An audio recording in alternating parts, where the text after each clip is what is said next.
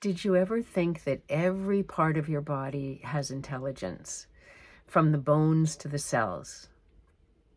Experiential anatomy can awaken this intelligence through 3 steps.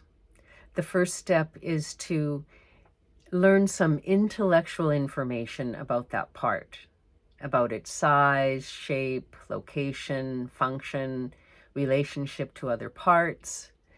Then the second step is to take that intellectual information into your body, to embody it through mindful movement, breath, somatic inquiry, sound, and touch.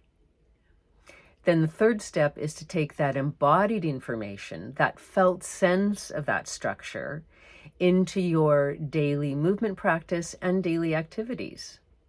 And that's where the transformation happens. All those practices change the sensory motor pathways in your nervous system. And that can subtly shift how you perceive the world, how you respond to the world, how you are in the world. That's the transformation.